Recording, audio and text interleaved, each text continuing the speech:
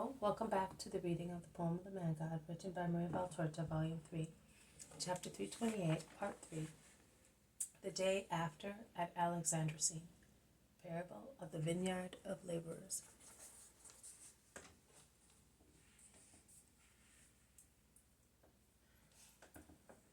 Jesus continues to speak. I am the Lord your God. You shall have no gods except me. You shall have no idols, and shall not worship them. You shall not utter the name of God to misuse it. It is the name of the Lord your God, and God will punish those who use it without any reason, to curse it or to validate a sin. Remember to sanctify feast days. The Sabbath is sacred to the Lord, who rested on it after creation and blessed it and sanctified it. Honor your father and your mother, that you may live peacefully for a long time on the earth and eternally in heaven. You shall not kill. You shall not commit adultery. You shall not steal. You shall not bear false witness against your neighbor. You shall not covet your neighbor's house. You shall not covet his wife, his servant, man or woman, or his ox or his donkey, or anything that belongs to him. That is wisdom. Who does that is wise and conquers life, and the kingdom is forever. So as from today, propose to live according to wisdom, by preferring it to the poor things of the earth. What are you saying? Speak up. Are you saying that it is late? No, listen to a parable. A landowner went out at daybreak to hire workers for his vineyard, and he made an agreement with them for 1 denarius a day. He went out again at the 3rd hour, and thinking that the workers he had hired were too few, and seeing other people idle in the square waiting to be hired, he took them and said to them, Go to my vineyard, and I will give you what I promised the others. And they went. He went out again at the 6th hour, and at the 9th, and seeing some more workers, he said to them, Will you work for me? I give my workers 1 denarius a day. They agreed and went. Finally he went out about the 11th hour and saw some more standing in the sunshine, and he asked them, Why are you standing here idle? Are you not ashamed of standing here all day without doing anything? Because no one hired us for the day. We would have liked to work and earn our living, but no one asked us to go and work. Well, I am asking you to go to my vineyard. Go, and you will have the same pay as the others. He said so because he was a good landowner and felt sorry for the dejection of his neighbor. In the evening, when the work was finished, the man called his bailiff and said, Call the workers and pay them their wages, as agreed, beginning with the last arrivals, who are the most needy, as they have not had any food during the day, whereas the others have been fed once, and some several times, and who out of gratitude to me, as I felt sorry for them, have worked harder than all the others.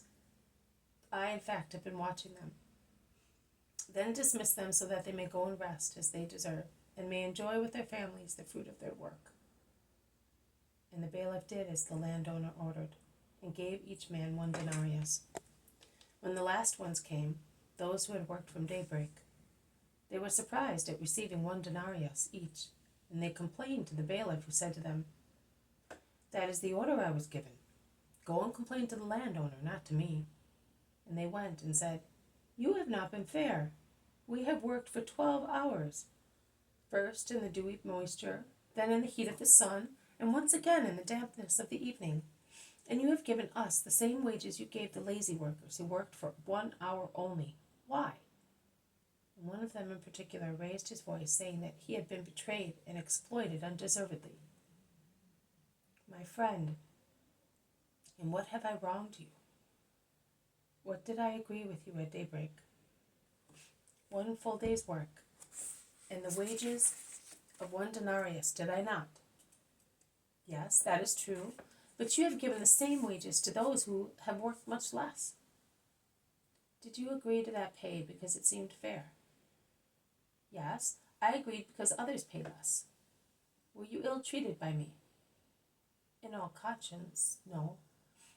I granted you a long rest during the day, and I gave you some food, did I not? You had 3 meals, and food and rest were not agreed upon. Is that right? Yes, they were not agreed upon. Why did you accept them then? Well, you said, I prefer to do so that you will not get tired going back home. And we could hardly believe that it was true.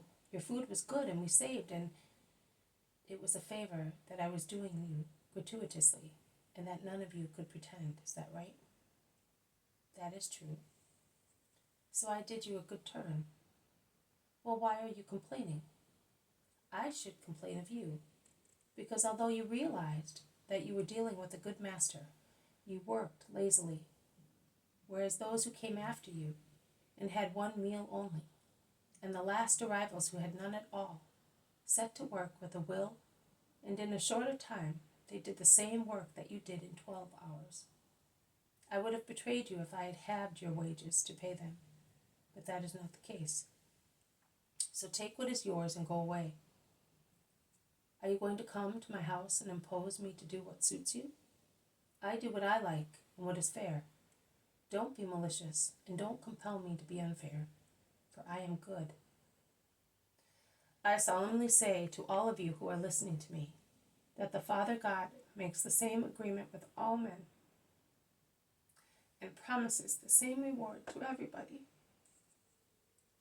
Those who serve the Lord diligently will be treated by him with justice, even if they do little work, being close to death. I solemnly tell you that the first will not always be the first in the kingdom of heaven, where we shall see that the last are first and the first are last. We shall see there that men who do not come from Israel are holier than many men of Israel. I have come to call everybody in the name of God. But if many are called, few are chosen, because few want wisdom. He is not wise who lives according to the world and to flesh, but not according to God.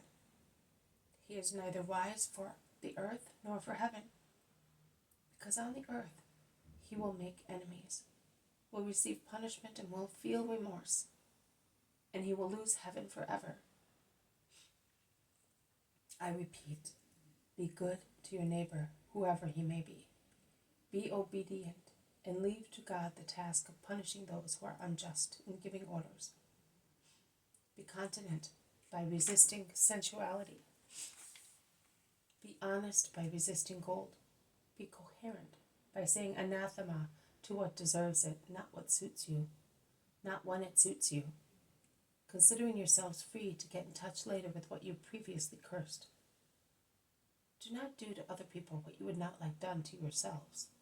And then, go away, you boring prophet. You have spoiled our market. You have taken our customers away, shout the vendors, rushing into the yard. And those who had shouted previously in the yard at the beginning of Jesus' sermon, not only Phoenicians, but also Jews who are in this town for reasons unknown to me, join the vendors, insulting, threatening, and above all, driving away. They do not like Jesus because he does not advise evil things. He crosses his arms and looks. He is sad but solemn. The people, divided into 2 parties, are quarreling, defending or offending the Nazarene. Insults, praises, curses, blessings. Some shout, the Pharisees are right. You have sold yourself to Rome. You are the lover of prostitutes and publicans. Some contradict them. Be quiet, blasphemous tongues. You have sold yourselves to Rome, you infernal Phoenicians. You are demons. May hell swallow you. Go away, you thieves and usurers who have come to this market. And so on. The soldiers intervene, saying, rather than an instigator, he is a victim. And with their spears they drive everybody out of the yard and close the door. Only the 3 proselyte brothers and the 6 disciples are left inside with Jesus. Why on earth did you make him speak? The Triarius asks the three brothers. So many people speak, replies Elias. Of course, but nothing happens because they teach what people like. He does not, and he is a bore.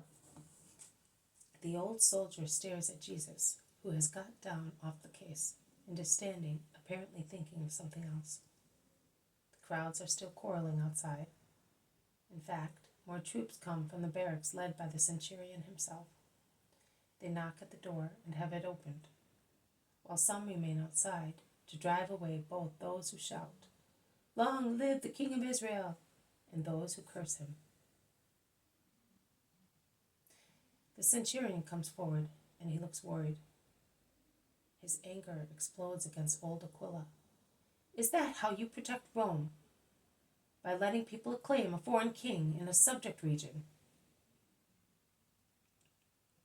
The old soldier salutes stiffly and replies, he was teaching respect and obedience, and was speaking of a kingdom not of this earth.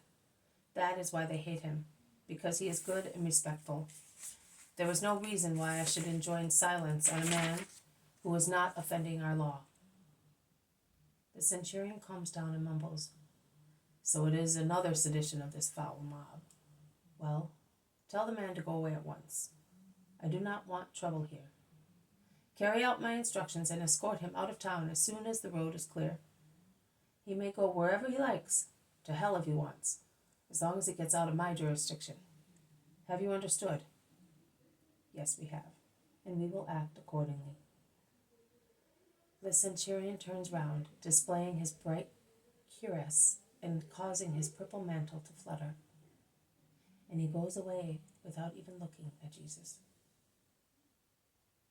The three brothers say to the master, "We are sorry. It is no fault of yours, and be not afraid. No harm will happen to you, I tell you." The three change color. Philip says, "How are you aware of our fear?" Jesus smiles kindly, a smile which is like a ray of sunlight on his sad face. "I know what is in hearts and what is in the future." The soldiers are waiting in the sunshine, casting sidelong glances and making comments. Can they possibly love us when they hate even that man who does not oppress them? And who works miracles, you should say. By Hercules, who was it that came to tell us that there was a suspect to be watched? It was Caius, the zealous man. In the meantime, we have missed our rations, and I foresee that I am going to miss the kiss of a girl. Ah, Epicurean, where is the beautiful girl? I am certainly not going to tell you, my friend. She is behind the potters at the foundations. I know, I saw you there some nights ago, says another one. The Triarius goes towards Jesus and walks round him, looking at him all the time. He does not know what to say. Jesus smiles to encourage him. The man does not know what to do, but he goes closer. Jesus points to his scars. All wounds are they. So you are a valiant and loyal soldier. The praise makes the old soldier blush. You have suffered very much for the sake of your fatherland and of your emperor.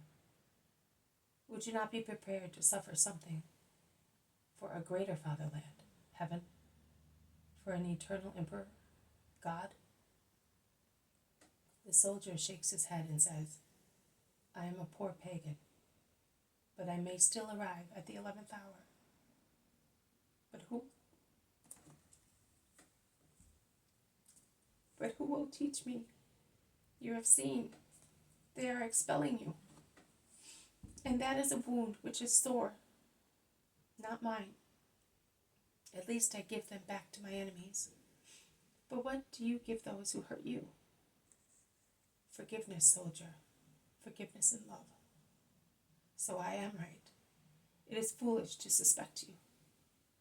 Goodbye, Galilean. Goodbye, Roman. Jesus is left alone until the three brothers and the disciples come back with some food, which the brothers offer to the soldiers and the apostles to Jesus. They eat without relish in the sunshine. whilst the soldiers eat and drink merrily. Then the soldier goes out to have a look at the silent square. "We can go," he shouts. "They have all gone away. The patrols only are there." Jesus stands up submissively. He blesses and comforts the three brothers, with whom he fixes an appointment for Passover at Gethsemane, and he goes out, escorted by the soldiers and followed by the mortified disciples. They proceed along the empty road until they reach the country. "Hail, Galilean," says the Triarius. "Goodbye, Aquila. Please do not ill-treat Daniel, Elias, and Philip. I only am the guilty one. Tell the centurion." "I will not tell him anything. He has already forgotten all about it. And the three brothers supply us with many good things, particularly the cypress wine that the centurion loves more than his own life. Go in peace. Goodbye." They part. The soldiers go back to the gate. Jesus and his disciples set out eastwards, towards the silent countryside. This has been a reading from the poem of the Man-God, written by Maria Valtorta, Volume 3, Chapter 328, Part 3, The Day After at Alexandroscene, Parable of the Vineyard Laborers. Thank you for listening. I will see you tomorrow. May God bless you, and may peace be with you.